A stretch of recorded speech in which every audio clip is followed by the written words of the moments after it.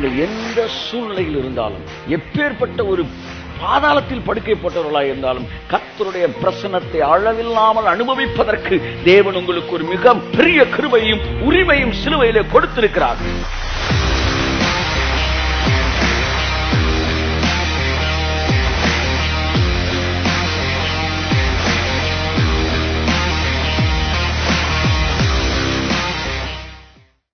தேவனுடைய சமூகத்தில் இவன் பாவியா போறானா அப்படின்னு நீங்க பாக்குறப்பவே ஏதோ இவன் உள்ள போய் பிதா பையில இருக்கிற ரூபாய் பிட்பாக்கெட் அடிச்சிருவானான்ற மாதிரி பாக்குறீங்க. ஒரு பாவி அவர் சமூகத்துல போய் என்னத்தை பண்ணிடுவான்றக்காண்டி இவ்வளவு பயப்படுறீங்கன்னு எனக்கு தெரியல. அவர் சமூகத்துல போகும்போது அவன் மறுரூபமாக்கப்படுகிறான். சோ தேவனுடைய சமூகத்திற்கு போவதற்கு அதுக்கு முந்தின வசனம் தான் சொல்றாரு, ஜெபத்தை கேட்கிறவரே மாம்சமான யாவரும் உம்மிடத்தில் வருவார்கள்.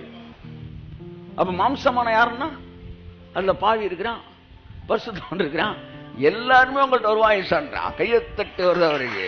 அவன் அவர் யாரா? அவருக்கு பேர் என்னவா சொல்லுங்க? ஜெபத்தை கேட்கிறவர்.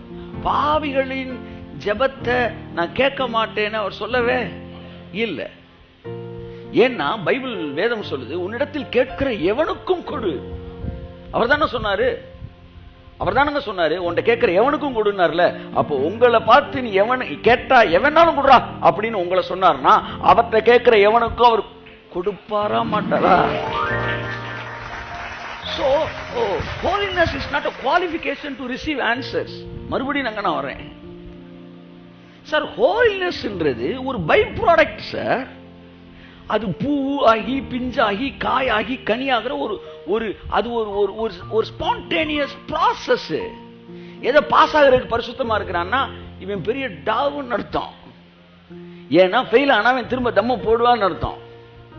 இந்த மாதிரி ஏதாச்சும் ஒரு காரணத்துக்காக சரியாகிறாங்கல்ல, அவங்க எல்லாம் ஒரிஜினல் ஃப்ரூட் கிடையாது, இது ஃபுல்லா ஆர்டிபிஷியல் ஃப்ரூட். அப்ப தேவனிடத்தில் வருகிறனா